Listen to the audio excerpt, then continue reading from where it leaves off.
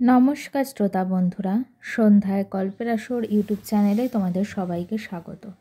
আজকের গল্প লক্ষ্মী রূপেণ সংস্থিতা, কলমে মেঘাঞ্জনা। স্ত্রী হিসাবে মৌপিয়াকে ঠিক পছন্দ নয় অনিন্দ। বড্ড উচ্ছৃঙ্খল জীবনযাপনে ঝোঁক মেয়েটার। কিন্তু এক বিয়েতে বিশ্বাসী অনিন্দও পারে না ওকে ডিভোর্স দিতে। তাছাড়া ওর বাবা দেবশঙ্কর চট্টোপাধ্যায় নিজ দায়িত্বে মৌপিয়াকে এই বাড়িতে এনেছিলেন পুত্রবধূ করে। বাবার মান রক্ষার্থে অনিন্দ এক প্রকার জোর করেই সংসার টেনে নিয়ে চলেছে এই মেয়ের সাথে।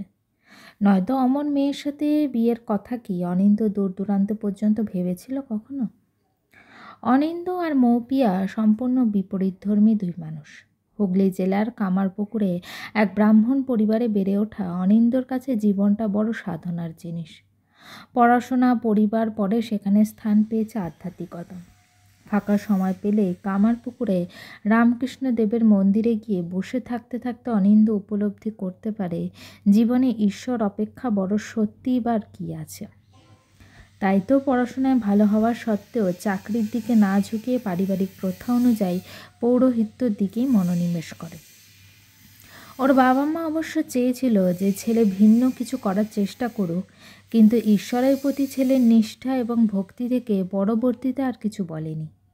এই পেশায় প্রচণ্ড অর্থের প্রাচুর্য না থাকলেও শান্তির খোঁজ পেয়েছিল অনিন্দ। অপরদিকে মৌপিয়া হলো ঝাঁ চকচকে মহানগরীর বুকে বেড়ে ওঠা এক মেয়ে। আধুনিক জীবনযাপনে সে অভ্যস্ত হবে, এটাই স্বাভাবিক। বাবা মায়ের একমাত্র সন্তান, বাবার ভালো চাকরি কখনোই ওকে অর্থকষ্ট কী জিনিস তা উপলব্ধি করতে শেখায়নি। যখন যা চেয়েছে তখন অতি সহজেই তা হাতের কাছে পেয়ে গেছে। ফলে জীবনধারা হয়ে উঠেছে উচ্ছৃঙ্খল আর বেপরোয়া। বন্ধুদের সাথে রাত জেগে ফোনে আড্ডা, যেখানে যেখানে ঘোরাঘুরি, এইসব ওর নিত্যদিনের অভ্যাস। হঠাৎ করে একদিন সেই অভ্যাসের আমূল বদলানো সম্ভব নয়। দুই বিপরীত মেরু অনিন্দ আর মৌপিয়া বিয়ে যে কখনো হতে পারে তা দুই পরিবারের কেউ ভাবেইনি। হয়তো ভগবানের তেমনটাই ইচ্ছে ছিল, নয়তো অমন সাধারণ মধ্যবিত্ত ব্রাহ্মণ ঘরের কোনো বাবাই বা তার আদরের দুলালিকে দিতে চায়। যতই হোক পাল্টি ঘর। অনিন্দ তখন নতুন নতুন পৌরোহিত্য শুরু করেছে, কিন্তু পেশার প্রতি নিষ্ঠা এবং একাগ্রতা অল্প দিনের মধ্যেই ওকে ভালো পুরোহিতের মর্যাদা দিয়েছে। অবশ্য মহানগরীর বুকে পুজোর নিষ্ঠা বলে আদৌ কিছু হয় কিনা সেই বিষয়ে প্রশ্ন থেকেই যায়। কিন্তু তবুও অনিন্দ বিশ্বাস করে কেউ তোমার খুদ খুঁজুক আর না খুঁজুক, তোমাকে নিজের জায়গায় সৎ থাকতে হবে। তাই তো সে বছর যখন মৌপিয়াদের হাউসিং কমপ্লেক্সে দুর্গাপুজো করতে একজন পুরোহিতের সহকারী হিসেবে অনিন্দ এসেছিল, ওর পুজো করার ধরন পছন্দ হয়েছিল প্রত্যেকটি মেম্বারের। এর আগে এমন করে পুজো ওদের ওখানে কেউ করেনি, সবাই এক বাক্যে স্বীকার করেছিল। অমন স্পষ্ট উচ্চারণ, গমগমে গলার স্বর, ঠিক তেমনই নিষ্ঠা। যখন চণ্ডীপাঠ করছিল, আবাসনের অনেকেই চুপচাপ বসে শুনছিল দেবীর জয়গান। যে বিষয়টি সকলের আরও ভালো লেগেছিল তা হলো ছেলেটি পুজোর জিনিসের প্রতি কোনো লোভ নেই। কেমন পাওনা পড়লো, কত দক্ষিণা দিল, সেসবে তেমন কোনো আগ্রহ নেই। বরঞ্চ পুজোর শেষে ওর পুজো করার নিয়মে খুশি হয়ে কমিটির চেয়ারম্যান যখন 2000 টাকা বেশি দিয়ে ওকে আবার কালী পুজোর জন্য আসতে বলল, তখন ছেলেটা বড় নম্রভাবেই বলেছিল ওর ফাঁকা থাকলে ও এমনিই আসতো কালী পুজোয়, এর জন্য বেশি টাকা দেওয়ার দরকার ছিল না। এই বেশি টাকাই ওর পেশার প্রতি ও লোভ বাড়িয়ে দেবে, যা ও চায় না। পুরোহিতের মুখে এমন কথা এর আগে কেউ শোনেনি। স্বভাবতই ছেলেটির সততা মুগ্ধ করেছিল প্রত্যেককে। তাই তো কালী পুজোয় যখন অনিন্দ আবার এলো এই কমপ্লেক্সে পুজো করতে, তখন মৌপিয়ার বাবা আশিস চক্রবর্তী আগ বাড়িয়ে কথা জমিয়েছিল ছেলেটার সাথে। ওর থেকে ওর বাড়ির ঠিকানা নিয়ে পরে খোঁজ করে খবর নিয়েছিল সব কিছু ওর সম্বন্ধে। যদিও এত তাড়াতাড়ি মেয়ের বিয়ে নিয়ে কোনো পরিকল্পনা ছিল না ওদের, তবুও কিসের এক আবেশে যেন তলায় তলায় সন্ধান চালিয়েছিল। ছেলে হিসাবে অনিন্দর সম্পর্কে কোনো নেগেটিভ ফিডব্যাক না পেলেও ওদের পরিবারের আর্থিক অবস্থা সম্পর্কে যখন শুনেছিল, তখন মনের ভিতর জমতে থাকা বুদবুদটা যেন আলতো স্পর্শে বিলীন হয়ে গেল। তিলোত্তমার বুকের সুসজ্জিত ফ্ল্যাট, এসি রুমে কেতাদুরস্ত জীবনযাপনে অভ্যস্ত মেয়েটা যে অমন গ্রাম্য পরিবেশে মাটির ঘরে অভাবের সাথে মানিয়ে চলতে পারবে না, তা বুঝতে পারে আশিস সুমনা দম্পতি। তাই মেয়ের বিয়ের ভাবনা চিন্তা ওখানেই বন্ধ করে দেয়। কিন্তু যখনই আশেপাশে কারণ মেয়ের বিয়ের ব্যাপারে শুনত, তখনই মনের মধ্যে অনিন্দ আবার একবার উকি দিয়ে মিলিয়ে যেত। আজকালকার দিনে এমন সচ্চরিত্রবান ছেলে পাওয়া যে দুষ্কর, তা তো অস্বীকার করার উপায় নেই। মনের সাথে অনেক যুদ্ধ করে স্বামী স্ত্রী ঠিক করা অনিন্দের পরিবারের সাথেই কথা বলবে। কারণ শুধু তো মেয়ের বাবা মায়ের ইচ্ছে থাকলেই তো হবে না, ছেলের পরিবারকেও তাদের মেয়েকে পছন্দ করতে হবে। আর এখানেই তো সমস্যা। তাদের যথেষ্ট অর্থ প্রতিপত্তি থাকলেও তাদের মেয়ের মধ্যে যে পাত্রী হিসাবে পছন্দ করার মতো কোনো গুণই নেই। দেখতে সুন্দরী হলেও রান্নাবান্না ঘরকন্যায় সেজে লবডঙ্কা, কোনো কাজের না। তাছাড়া মৌপিয়ার যেরকম চলাফেরা, তাতে কোনো ব্রাহ্মণ পরিবার তাদের ছেলের জন্য এমন বউ চাইবে না। অনিন্দ নিজেই তো চাইবে না। তাতে যতই হোক পাল্টি ঘর। তাছাড়া মেয়ের চালচলন এবং হাবভাবে বুঝতে পারে মেয়ে গোপনে হয়তো কাউকে পছন্দ করে। কয়েকদিন পর কানাঘুষোয় যখন শুনতে পেল যে একটি বখাটে ছেলের সাথে মেয়ের কতকতে বন্ধুত্বের ব্যাপারে, তখন আর রিস্ক নিতে চাইল না সুমনা। স্বামীকে বলে একদিন সকালে গিয়ে উপস্থিত হলো কামারপুকুরে অনিন্দদের বাড়িতে। কলকাতা থেকে কামারপুকুর এসে খুঁজে খুঁজে অনিন্দদের বাড়িতে আসতে বেশ বেলা হয়ে গিয়েছিল। গৃহস্থ বাড়িতে তখন মধ্যাহ্নভোজের সময়। স্বামী স্ত্রী বুঝতে পারছিল না যে ভিতরে যাবে কিনা। ঠিক সে সময় বাড়ি আসছিল অনিন্দ।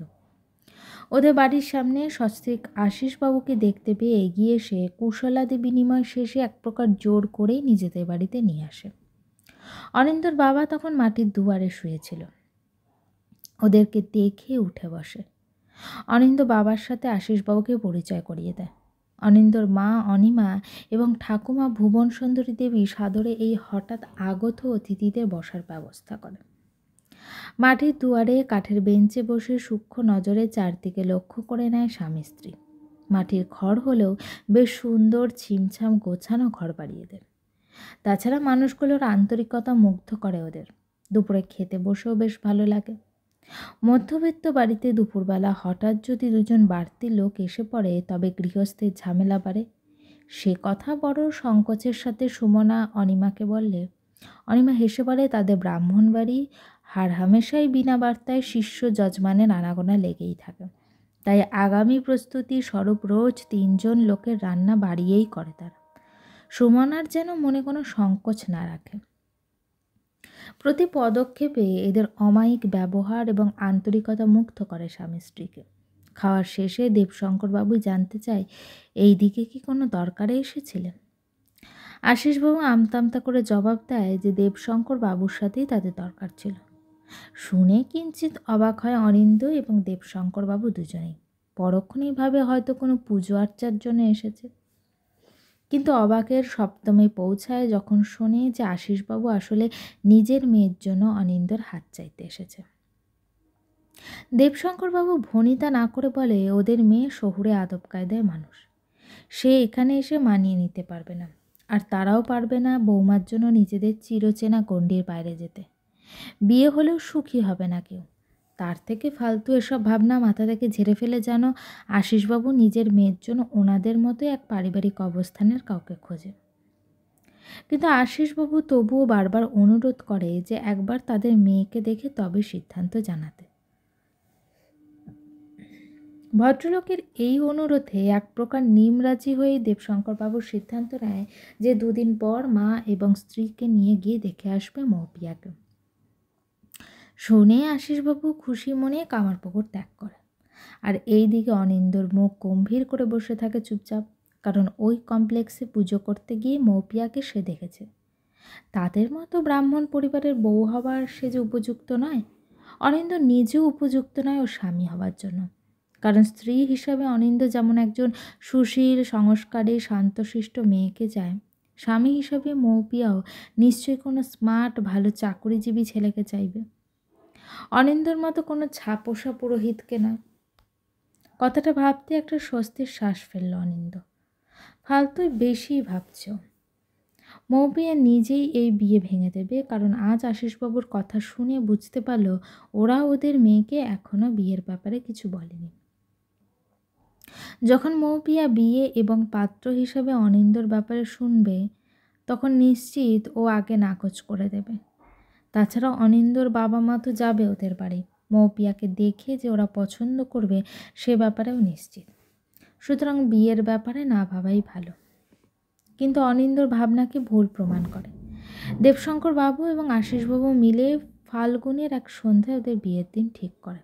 অনিন্দ তো শুনে ভীষণ বিস্মিত হয় যে এ কি করে সম্ভব। ওর বাবাকে ওর তীব্র আপত্তি জানায়। তখন দেবশঙ্কর বাবু বলেন উনি মৌপিয়ার বাবাকে কথা দিয়ে ফেলেছেন, কথার খেলাপ করা ওনার মতো ব্রাহ্মণের আচরণ না। শুনে অনিন্দ আশাহত হয়। ও বুঝতে পারে না মৌপিয়া কিভাবে এই বিয়েতে রাজি হতে পারে। সব কিছু অনিন্দর কাছে পরিষ্কার হয়ে যায় যখন বিয়ের পর মৌপিয়া থেকে এই বিয়ের বিষয়ে ওর আপত্তির ব্যাপারে শোনে। আশিসবাবু এবং সুমনা দেবী এক প্রকার জোর করে মৌপিয়াকে বাধ্য করেছে অনিন্দর সাথে বিয়ের পিঁড়িতে বসতে, নয়তো মৌপিয়া কখনোই এই গ্রামে এমন গরিব ব্রাহ্মণের ঘরে বউ হয়ে আসতো না। ওর স্বামী যে লোকের ঘরে পুজো করে দিন যাপন করে এটা ওর বন্ধুদের কাছে বললে ওর সম্মান থাকবে না। তাছাড়া শ্বশুরের তেমন ঘরবাড়িও নেই, দোতলা মাটির ঘর, গরমকালে কারেন্ট চলে গেলে হাত পাকা লণ্ঠন ভরসা। এইসব দেখলে শুনলে ওদের সোসাইটিতে সবাই হাসবে। মৌপিয়া পারে না সম্পর্কটাকে মেনে নিতে। বিয়ের পর দুই পরিবার বুঝতে পারে যে হঠকারিতায় কতটা ভুল সিদ্ধান্ত নিয়েছে তারা। অনিমা দেবীর যদিও মৌপিয়াকে পুত্রবধূ হিসাবে পছন্দ ছিল না, কিন্তু স্বামীর মুখের ওপর কোনোদিনও কিছু বলেনি বলে মেনে নেয় এই সিদ্ধান্ত। কিন্তু বিয়ের পরে কাজে কর্মে মৌপিয়ার অপারদর্শিতা ওনার মনে বিরক্তির জন্ম দেয়। কোনো কাজই পারে না মেয়েটা। বটিতে আলুর খোসা ছাড়াতে গিয়ে হাত কাটে, গরম তেলে সবজি ছাড়তে গিয়ে তেল ছিটে এসে হাতে ফোস্কা পড়ে, খাবার বেড়ে দিতে গেলে অর্ধেক জিনিস মাটিতে ফেলে, গুছিয়ে কোনো কাজই পারে না। অবশ্যই এর জন্য তো আর ওকে দোষ দেওয়া যায় না। কোনো দিন কি করেছে এসব যে আজ শ্বশুরবাড়ি এসে পারবে? মৌপিয়া প্রথম প্রথম মা বাবার কাছে দিন রাত অভিযোগ করতো শ্বশুরবাড়ির নামে। এখন আর করে না। বুঝতে পারে ওনাদের দোষ নেই। ছেলের বউ হিসেবে ওর মতো অকর্মা ঠেকিকে মেনে নেওয়া সত্যিই তো ওদের পক্ষে সমস্যার, তাই না? আশিসবাবু সুমনা দেবী প্রতিক্ষণে আত্মগ্লানিতে ভোগে যে মেয়েটার ভালো চাইতে গিয়ে কি বেশি খারাপ করে ফেলল। তারা তো ভেবেছিল যে টাকা পয়সা আজকাল নাও থাকতে পারে, কিন্তু একজন মানুষের চরিত্র সততা আজীবন থেকে যাবে। তাই তো অনিন্দর মতো অমন ভালো ছেলে ওরকম ভালো পরিবার পেয়ে আর্থিক অবস্থাটা উপেক্ষাই করে। তাছাড়া দুজনেই ভেবেছিল মৌপিয়া তো তাদের একমাত্র সন্তান, তাদের যা কিছু আছে সবই তো মৌপিয়া পাবে, তাই তাদের অবর্তমানে মেয়েটার সমস্যা হবে না। কিন্তু এখন বুঝতে পারে যে ছেলে মেয়ে দুজনেই দুজনের মনের মতো না। এভাবে কি করে সম্পর্ক এগিয়ে নিয়ে যাবে ওরা?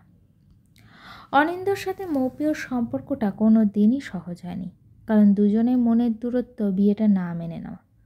মৌপিয়া যেমন ওর স্বামীকে নিয়ে বন্ধুদের সামনে যেতে লজ্জা পায়, অনিন্দও ঠিক তেমন কোনো শিষ্য বা যজমানের সামনে মৌপিয়ার কাজের অপারদর্শিতা দেখলে লজ্জা পায়। দুজনেই দুজনের জন্য ভুল মানুষ, কিন্তু তবুও সংসারে হাল টেনে নিয়ে যেতে হয়। মৌপিয়া প্রথম প্রথম অনিন্দকে অনেকভাবে অপমান করেছে। প্রায় দিন অনিন্দর কাছে টাকা চাইতো, বাইরে ঘুরতে খেতে যাওয়ার জন্য জোর করত। অনিন্দ সামান্য ব্রাহ্মণ, পুজো করে সামান্যই আয় হয়, তা দিয়ে কোনো মতে সংসার চলে গেলেও মৌপিয়ার উচ্চাকাঙ্ক্ষা মেটানো সম্ভব না। তাছাড়া সন্ধ্যের দিকে ওর কাছে বেশ কিছু ছেলে মেয়ে আসে টিউশন পড়তে। সেসব বন্ধ দিয়ে রোজ বাইরে ঘুরে বেড়ানো, খাওয়া দাওয়া ওর পক্ষে সম্ভব না। আর ওরা রোজ বাইরে খেয়ে এলে ওর বাবা মা কী ভাববে, এসব মৌপিয়াকে বললেও ও অশান্তি করে। সহ্য হয় না অনিন্দর, তাই একদিনও বেশ কড়া স্বরে কিছু তিক্ত কথা শুনিয়ে দেয় মৌপিয়াকে। সেসবে ওদের মধ্যে দূরত্ব বেড়েছেই শুধু, আর কিছু না। এভাবেই চলছিল সব কিছু। শ্বশুরবাড়ির বিরক্তি, বরের নিষ্পৃহ ভাব সহ্য করে মৌপিয়া কষ্ট করেই ছিল কামার পুকুরে। কিন্তু সমস্যাটা হলো দুর্গাপুজোর আগে। পুজোর সময় মৌপিয়া প্রতি বছর 1-1.5 মাস আগে থেকে কেনাকাটা করে। বাবা মায়ের একমাত্র সন্তান হওয়ার জন্য কোনো দিনই ওর কেনাকাটায় ওরা নিষেধ করতো না, বরঞ্চ হাসি মুখে কিনে দিত যা নিতে চাইতো। কিন্তু এবছর পুজোর 1 সপ্তাহ আগে যখন শাশুড়ি পুজো উপলক্ষে 2টো শাড়ি ওর হাতে তুলে দিল, তা দেখে ওর রাগে আর কষ্টে মাথা গরম হয়ে গেল। আজীবন পুজোর সময় ৬-৭টা জামা কিনে এসেছে ও, আর আজ এসে মাত্র 2টো শাড়ি, তাও একটা তাঁতের আর একটা সুতির ছাপা, ভালো কোনো শাড়িও না। তখন রাগটা হজম করে নিলেও রাতের বেলা অনিন্দ যখন জানলো এবছর পুজোয় ও মুম্বাই যাবে, তখন রাগটা দ্বিগুণ জোরালোভাবে মাথাচাড়া দিয়ে উঠল। মৌপিয়া ভেবেছিল অন্তত পুজোতে একদিন ও অনিন্দর সাথে কলকাতায় ঠাকুর দেখবে। এখন তো মহালয়া থেকে সব প্যান্ডেল খুলে দেয়। বন্ধুরা মজা নিলেও সত্যিটা অস্বীকার করার কোনো উপায় নেই। তাছাড়া এই 8 মাসে অনিন্দর সাথে থাকতে থাকতে ওরও অনিন্দর প্রতি একটু একটু করে ভালো লাগাও জন্মাচ্ছে। এটাই হয়তো বৈবাহিক সম্পর্কের যে। সেই ভাবনা থেকে ও চেয়েছিল পুজোয় একদিন বা 2 দিন অনিন্দর সাথে ঘুরে কলকাতায় ঠাকুর দেখতে। অনিন্দ হয়তো ওর হাতটা ধরবে না, কিন্তু ওর পাশে তো হাঁটবে। নিজের কল্পনায় এসব ভাবছিল কয়েকদিন। কিন্তু হঠাৎ এখন অনিন্দর পুজোর সময় মুম্বাই যাত্রার কথাটা শুনে রাগটা জেঁকে ধরে মৌপিয়াকে। সেই রাতে প্রচুর কথা কাটাকাটি হয় স্বামী স্ত্রীতে। কথা কাটাকাটির এক পর্যায়ে মৌপিয়া অনিন্দকে বলে যে স্বামী হিসাবে ও কতটা ব্যর্থ। যে পুরুষের স্ত্রীর শখ স্বাদ মেটানোর সামর্থ্য থাকে না, তার উচিতই নয় বিয়ে করা। অনিন্দর রাজকপাল, তাই মৌপিয়াকে বউ হিসাবে পেয়েছে। সারাদিন একটা পুজোর জন্য খাওয়া হয়নি অনিন্দর। রাতে বাড়ি এসে বউয়ের এসব কথা শুনলে মাথা গরম হয়ে যায় ওর। রাগের মাথায়ও বলে মৌপিয়ার মতো মেয়েরা আসলে সংসার করতে জানে না। ওরা শুধু জানে টাকা ওড়াতে, কী করে 2 পয়সা সঞ্চয় করতে হয় তা কি ওরা জানে না। তাছাড়া মৌপিয়া কেন সব জেনে শুনে অনিন্দকে বিয়ে করতে রাজি হলো? ও তো না করলেই পারত। তাহলে আজ আর দুজনকে এই অশান্তি সহ্য করতে হতো না। মাঝখান থেকে ওকে বিয়ে করে অনিন্দের জীবনের সুখ শান্তি সব চলে গেছে। আজ তো একটা সমস্যা। ওর সমস্যা হলে ও এই বাড়ি থেকে চলে যেতে পারে। কথাগুলো বড্ড খারাপ লাগে মৌপিয়ার। অনিন্দকে অমন কথা বলা উচিত হয়নি এটা যেমন সত্য, তেমন অনিন্দরও এইসব কথাও সহ্য করতে পারে না। যাকে সদ্য সদ্য পছন্দ করতে শুরু করেছিল তার থেকে এমন রূঢ় আচরণে মনটা তো বিষাদে তেতো হয়ে যায়। সেই রাতে কোনো রকমে 2 নলা ভাত মুখে দিয়ে দুজনেই বিছানায় 2 প্রান্তে বিনিদ্র রাত পার করে। পরের দিন ভোরবেলা অনিন্দ একটা কাজের জন্য মুর্শিদাবাদ যায়, আর মৌপিয়া বেলার দিকে ব্যাগপত্র গুছিয়ে বাপের বাড়ির উদ্দেশ্যে রওনা দেয়। ও শাশুড়ি বুঝতে পারে যে ছেলে বউয়ের অশান্তি হয়েছে। কাল রাতে ওপরে ঘর থেকে দুজনেরই কথা কাটাকাটির আওয়াজ শোনা যাচ্ছিল। অনিমা দেবী মৌপিয়াকে বলে স্বামীর সাথে ঝগড়া করে বাপের বাড়ি যাওয়া কোনো সঠিক সিদ্ধান্ত নয়, এতে সম্পর্কে তিক্ততা বাড়ে। তারপর সামনেই পুজো। মৌপিয়া ভাবেনি যে ওর শাশুড়ি ওকে আটকাবে। ওকে তো সবাই অপছন্দ করে বলেই জানতো। বরের প্রতি অভিমানী মনটা হঠাৎ শাশুড়ির থেকে সমর্থন পেয়ে আর্দ্র হয়ে ওঠে। কান্নাটা গিলে নিয়ে মৌপিয়া বলে ও আসলে ওদের ছেলের জন্য পারফেক্ট নয়। ওর সাথে ওদের ছেলে ভালো নেই, তাই ও চলে যাচ্ছে যাতে সব সমস্যার সমাধান হয়ে যায়। পুজোর আগে সমস্যা নিজে থেকে চলে যাওয়া ওদের খুশি হওয়া উচিত। পুত্রবধূর মুখ চোখ দেখে অনিমার অভিজ্ঞ চোখ সহজেই বুঝতে পারে যে মেয়েটার মনে কী চলছে। তার মনে হয় মৌপিয়া হয়তো অনিন্দকে পছন্দ করতে শুরু করেছে, তাই তো অভিমানের চোখটা ছলছল করছে। যদি তাই হয় তবে মেয়েটা 2 দিন দূরে থাকাই ভালো। যদি সত্যি মৌপিয়া ওদের ছেলেকে পছন্দ করে তবে এই দূরত্বেই হয়তো ওদের সম্পর্কের দূরত্ব ঘুচতে পারে। এই ভেবে অনিমা মৌপিয়াকে আর আটকায় না। মৌপিয়ার শাশুড়ি ঠাকুমাকে প্রণাম করে ঘর থেকে বেরিয়ে যায়। কাজের চাপের জন্য অনিন্দর সেদিন আর ফেরা হয় না। পরের দিন বিকেল নাগাদ যখন বাড়ি ফেরে তখন মৌপিয়াকে কোথাও দেখতে পায় না। মেয়েটা তো সাধারণত এই সময় ঘুমায়, নয়তো ফোন দেখে। আজ কোথায় গেল? পরে মায়ের থেকে যখন শুনে যে মৌপিয়া ব্যাগ গুছিয়ে বাপের বাড়ি চলে গেছে, বলে গেছে আর ফিরবে না কোনো দিনও, তখন মনটা হঠাৎ কেমন যেন খুসখুস করতে থাকে। মেয়েটাকে সেদিন অমন কড়া কথা না বললেও হতো, মনে হতে থাকে শুধু। তাছাড়া মৌপিয়ার দোষ কী? বিয়ের পর সব মেয়েই তো চায় বরের সাথে ঘুরতে বেড়াতে। অনিন্দ তো কখনোই সেসবে ওকে সঙ্গ দিতে পারে না। আর এই পুজোর সময় ওর সাথে একটু ঘুরতে যাওয়া তো অস্বাভাবিক কিছু না। বরঞ্চ অনিন্দর তো খুশি হওয়া উচিত ছিল যে মৌপিয়া ওর সাথে ঘুরতে চেয়েছিল বলে। মেয়েটাকে ওকে তার মানে মেনে নিতে শুরু করেছিল, আর মাঝখান থেকে ও কতগুলো কথা শুনিয়ে সব মাটি করে দিল। মৌপিয়া না হয় রেগে গিয়ে অমন কথা বলেছিল, কিন্তু অনিন্দ তো চুপ থাকতে পারত। দুজন একসাথে মাথা গরম করলে চলবে কেন? তাছাড়া মৌপিয়া নিজের পরিবার লাইফস্টাইল ছেলে সম্পূর্ণ ভিন্ন একটা পরিবেশে ভিন্ন জীবনযাত্রা এসে পড়েছে, ওর রাগ হওয়া স্বাভাবিক। সেক্ষেত্রে অনিন্দ এবং ওর পরিবারের উচিত ছিল ওকে সবটা মেনে নিতে সাহায্য করা। তা না করে যখন রেগে গেছে, অনিন্দও রেগে গিয়ে ওর সাথে বিবাদে জড়িয়েছে, যার ফলে ওদের মধ্যে দূরত্বই শুধু বেড়েছে। আর এখন তো মেয়েটা চলেই গেল চিরতরে, ভুলগুলো শুধরে নেওয়ার একটা সুযোগও পাওয়া গেল না। কথাগুলো ভেবে একটা দীর্ঘশ্বাস পড়ে। মহালয়ার 2 দিন আগে অনিন্দ মুম্বাইয়ের উদ্দেশ্যে রওনা দেয়। ওখানে তো নবরাত্রির পূজা হয়, ফিরবে সে একাদশীর পর্বে। আর এই দিকে রাগ করে বাপের বাড়ি এসে মৌপিয়ার প্রথম 2 দিন ভালো কাটলেও তারপর থেকে শুরু হয় প্রতিবেশীদের অযাচিত কৌতূহল। বর আসেনি কেন? ওর বর এবছর এখানে পুজো করতে আসবে তো? মৌপিয়া যদি বলেছে যে ও পুজো করতে মুম্বাই গেছে, সে নিয়েও মুখ টিপে হাসাহাসি করছে। লোকের ছেলেমেয়েরা পুজোয় মুম্বাই ব্যাঙ্গালোর থেকে ঘরে আসে, আর মৌপিয়ার বর পুজোয় মুম্বাই গেছে। অবশ্য তারা সেখানে চাকরি বাকরি করে, আর অনিন্দ তো গেছে পুজো করতে। সেই নিয়ে টিপ্পনি কেটে হাসি ঠাট্টা চলতে থাকে। এক কাকিমা তো একদিন মুখের সামনে বলেই দিল, হ্যাঁ রে মৌপিয়া, তোকে দেখলাম 2টো ট্রলি ব্যাগ ভর্তি করে জিনিস আনতে, বলি শ্বশুরবাড়ি থেকে কি বরাবরের মতো চলে এসেছিস? পাশ থেকে আরেকজন বলে, দোষ তোর বাবা মায়ের, নেচে নেচে ওখানে মেয়ের বিয়ে দিয়ে দিল, মৌপিয়া পারবে কোনো ওই গরিব হাবাতে ঘরে মানিয়ে নিতে? শ্বশুরবাড়ির সম্পর্কে এমন নিন্দায় ভীষণ কষ্ট হয় মৌপিয়ার, কিন্তু প্রতিবাদ করার মতো জোর পায় না। এমনকি ওর বন্ধুরাও মজা করতে থাকে অনিন্দকে নিয়ে।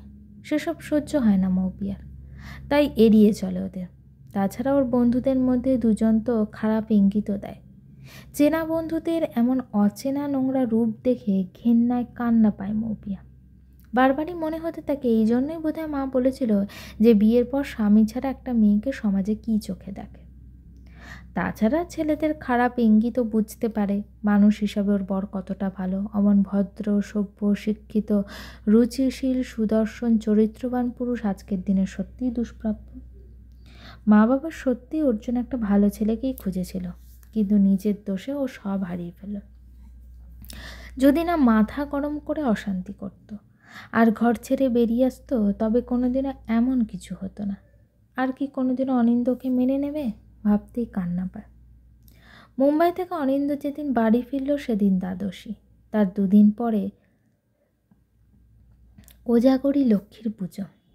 অনিন্দর বাড়িতেই লক্ষ্মী পুজোর বেশ ধুমধাম হয়, ঠাকুর আসে, লোকজন নিমন্ত্রণ থাকে, বেশ রমরমা একটা ব্যাপার।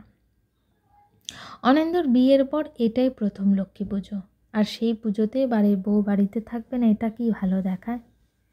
অনিন্দর ঠাকুমা ভুবন সুন্দরী দেবী তো বড় আক্ষেপ নিয়ে বলেন, স্বামী স্ত্রীর মনোমালিন্য হতেই পারে, কিন্তু তাই বলে রাগ করে বউকে বাপের বাড়ি চলে যেতে বলতে নেই, তাতে সংসারের অমঙ্গল হয়, মা লক্ষ্মী রুষ্ট হন। অনিমা দেবীর সাথে যোগ দেয় যে মেয়েটাকে যে আসতে বলবো সেই মুখও নেই, আমার ছেলে তো নিজেই তাকে যেতে বলেছে, এখন তার বাবা মায়ের সামনে কোন মুখে দাঁড়ায় বলুন তো? আর পুজোর দিনে ঘরের বউ রাগ করে বাপের বাড়িতে আছে, এটা কি ভালো দেখায়? লোকেই বা কী বলবে?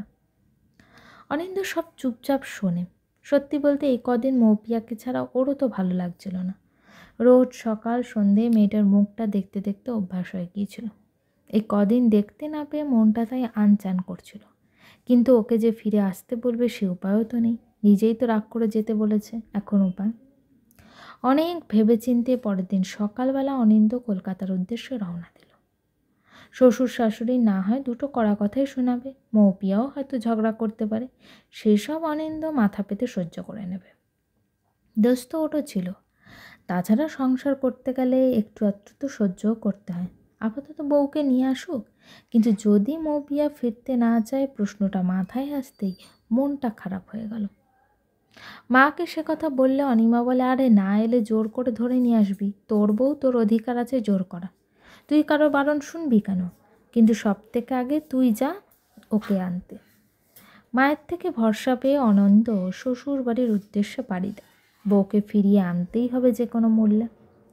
বড় সংকোচ নিয়ে অনিন্দ বসে আছে মৌপিয়াদের ফ্ল্যাটের ড্রয়িং রুমে। বিয়ের পর এই দ্বিতীয়বার শ্বশুর বাড়ি এলো। প্রথমবার সেই যে অষ্টমঙ্গলায় নিয়ম রক্ষার্থে 2 দিন ঘুরেছিল, তারপর থেকেই মুখ হয়নি। বলা ভালো, কাজের চাপে আসতে পারেনি। মৌপি অবশ্য ঘুরে গিয়েছিল মাঝে 2-3 বার। আজ এমনভাবে শ্বশুরবাড়িতে আসতে হবে তা কখনো ভাবেনি অনিন্দ। শ্বশুর শাশুড়িও আসতে ওকে বেশ সাদরে আপ্যায়ন করে। আস্তে আস্তে দুপুর হয়ে গেছে, তাই জলখাবারের দিকে না গিয়ে একদম লাঞ্চ করবে বলে জানায় অনিন্দ। তা শুনে শ্বশুর শাশুড়ি প্রথমে একটু আপত্তি জানালেও পরে দুপুরের খাবারের আয়োজন করতে থাকে। এর মধ্যে ওকে প্লেট ভর্তি মিষ্টি দিয়ে বসিয়ে রেখেছে। বেচারা সেসব খেতেও পারছে না, কাউকে যে বলবে তুলে রাখতে তাও পারছে না। শ্বশুর শাশুড়ি দুজনেই রান্না করে, আর বউ গেছে তার কোনো এক বন্ধুর বাড়ি। কখন ফিরবে কে জানে। না জানিয়ে এসে বেশ সমস্যায় পড়ল মনে হচ্ছে। কিছু সময় পর কলিং বেল বেজে উঠল। সুমনা দরজা খুলে দেখে মৌপিয়া এসেছে। তাই দেখে বলে, কখন থেকে ফোন করছি, ফোনটা ধরছিলে না কেন? জামাই কখন থেকে এসে বসে আছে, তাড়াতাড়ি বাড়ি আসতে হয় না? মায়ের কথা শুনে ভ্যাবাচাকা খেয়ে যায় মৌপিয়া। অনিন্দ ওদের বাড়ি এসেছে কেন? ওকে নিতে নাকি বরাবরের মতো ডিভোর্স দিতে? ভাবতেই বুকটা ধক করে ওঠে মৌপিয়ার। মৌপিয়াকে দেখে অনিন্দর মনটা ভালো হয়ে যায়। কতদিন পর দেখলো ওকে, চোখ মুখ একটু শুকনো লাগছে মনে হয়। পরক্ষণেই মনে হলো যদি মৌপিয়া ওর সাথে ফিরতে না চায় তখন। ভাবতেই নার্ভাসনেস ঘিরে ধরল। মেয়ে জামাইয়ের মান অভিমান মিটতে সময় লাগবে ভেবে সুমনা আগে ওদেরকে খেতে বসিয়ে দিল। খেতে বসে বাহারি আয়োজন দেখে অনিন্দ তো অবাক হয়ে গেল। ও তো বলে আসেনি, তবে অল্প সময়ে এত আয়োজন কিভাবে সম্ভব? আসলে ও ঘর থেকে বেরোনোর পরই অনিমা ফোন করে সুমনাকে সব জানিয়ে রাখে। আর তাই তো আশিস সুমনা জামাইয়ের খাতিরের এত আয়োজন করেছে। দুই পক্ষে বাবা মায়েরা ছেলে মেয়ে দুটোকে নিয়ে চিন্তায় ছিল। তাই তো এখন যখন সব মিটমাট হওয়ার সুযোগ আসছে, ওরা যতটা সম্ভব চাইছে দুজনের মধ্যে সব কিছু গুছিয়ে দিতে। দুজনের মনের মধ্যে দুরকম চিন্তা ভাবনা কাজ করছে। তাই অনিন্দ বা মৌপিয়া কারোরই ভালো করে খাওয়া হলো না। কোনো রকমে দুটি করে খেয়ে উঠে গেল দুজন। ওদের দেখে আশিস সুমনা একে অপরের ইশারায় বোঝালো যে দুজনেই দুজনের জন্য মন পড়ছে, অথচ বলতে পারছে না, এটা ভেবে স্বস্তির নিঃশ্বাস ফেলল। মৌপিয়া ঘরে চুপচাপ বসেছিল, আর এইদিকে অনিন্দ ড্রয়িং রুমে সোফায় বসে ওর ভিতরে যাওয়া উচিত কি না। আসলে ওকে তো কেউ ভেতরে যেতে বলেনি। আশিসবাবু এসে জামাইকে ড্রয়িং রুমে একা বসে থাকতে দেখে মৌপিয়াকে ডেকে বলে যে অনিন্দর বিশ্রামের ব্যবস্থা করতে। মৌপিয়া বাবার কথা শুনে অনিন্দকে নিজের ঘরে আনে। তুমি কি আর ওখানে ফিরবে না? বেশ কিছু সময় চুপচাপ বসে থাকার পর অনিন্দ প্রশ্ন করে, তুমি তো আমাকে চলে আসতে বলেছিলে। অভিমানী স্বরে উত্তর দেয় মৌপি, আমার ভুল হয়েছিল, আসলে রাগ উঠে গিয়েছিল তো, কিন্তু রাগের মাথায় তোমাকে ওগুলো বলা আমার উচিত হয়নি, আমি স্বীকার করি। এর জন্য আমি ক্ষমা চাইছি। অভিমান গলতে শুরু করেছে। ফুপিয়ে ফুপিয়ে মৌপিয়া জবাব দেয়, আমার খুব খারাপ লেগেছিল, কিন্তু আমারও তো দোষ ছিল, ঝগড়া করা আমারও উচিত হয়নি, আর কখনো এমন করব না। অনিন্দ আলতোভাবে মৌপিয়ার হাতটা ধরে। আগুনের তাপে মোম যেমন গলে যায়, ঠিক তেমনভাবেই মৌপিয়ার এই স্পর্শে সমস্ত অভিমান ভুলে অনিন্দর বুকে নিজেকে সমর্পণ করে ফুপিয়ে ফুপিয়ে কাঁদতে থাকে। আমি ভেবেছিলাম তুমি বোধহয় আর কোনোদিন আমাকে নিতে আসবে না। দূর পাগলি, তাই আবার হয় নাকি? বিয়ে করেছি, বউ ছাড়া চলবে কেন? আর আমি নিতে না এলে তুমি নিজে বুঝি যেতে না? ওটা তো তোমার শ্বশুরবাড়ি, তোমার তো অধিকার আছে যাওয়ার, কারণ নিতে আসার প্রত্যাশা করবে কেন? বারে, অভিমান করে যখন চলে এসেছি তখন নিজে নিজেই গেলে মান থাকবে? লজ্জা পেয়ে গেল মৌপিয়া। তাই বুঝি? এই জন্যই বুঝি বরকে এভাবে নাস্তানাবুদ করতে হয়? লজ্জা পেয়ে শক্ত করে অনিন্দকে জড়িয়ে ধরে মৌপিয়া। দীর্ঘদিন পর জামাই শ্বশুরবাড়ি এসেছে, তাই আশিসবাবু আর সুমনা কিছুতেই সেদিন মেয়ে জামাইকে ছাড়তে চায় না। অগত্যা অনিন্দ সেই রাতটাই শ্বশুরবাড়িতে থাকতে হয়। পরের দিন সকালবেলা বউকে সাথে নিয়ে বাড়ি ফেরার প্রস্তুতি নেয়। সুমনা চেয়েছিল মেয়ে জামাইকে আরও 2 দিন রেখে দিতে, কিন্তু ওদের বাড়িতে লক্ষ্মী পুজো, তাই আর জোর করে না। অনিন্দ শ্বশুর শাশুড়িকে নেমন্তন্ন করে যখন মৌপিয়াকে নিয়ে বেরোয়, তখন মৌপিয়ার চোখে জল আর মুখে হাসি। জলটা দ্বিতীয় বিদায়ের জন্য, আর হাসিটা স্বামী সোহাগিনী রূপে শ্বশুরবাড়িতে ফেরার জন্য। আশিস সুমনা খুশি হয় মেয়ের হাসি দেখে। মৌপিয়া আসতে ওর শাশুড়ি ওকে বরণ করে ঘরে তোলে, ওর গালটা ধরে বলে, দুষ্টু মেয়ে, আর কোনোদিনও যদি এভাবে রাগ করে বাপের বাড়ি যাস তবে আমি খুব বকব। শাশুড়ির শাসনে হাসে মৌপিয়া। ফিরে এসে তো আদর পাবে তা তো ভাবেনি। ঠিক এই সময় বাড়ির সদর দরজায় ঠাকুর নিয়ে হাজির হয় শ্বশুরমশাই।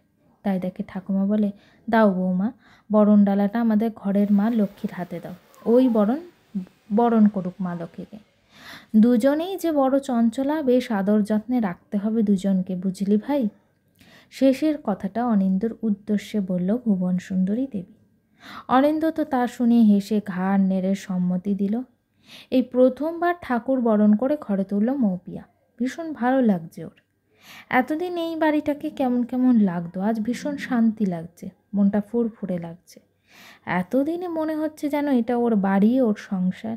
ইস, চারদিকে এত খুশি খুশি লাগে কেন? এর মধ্যে অনিন্দকে শুনিয়ে শুনিয়ে গুনগুন করে যে, এসো মা লক্ষ্মী বসো ঘরে, আমার এই ঘরে থাকো আলো করে। গল্পটি কেমন লাগলো অবশ্যই আমাকে কমেন্ট করে জানিও। আর আমার চ্যানেলের গল্পগুলো যদি তোমাদের ভালো লেগে থাকে চ্যানেলটিকে সাবস্ক্রাইব করে পাশে থেকো।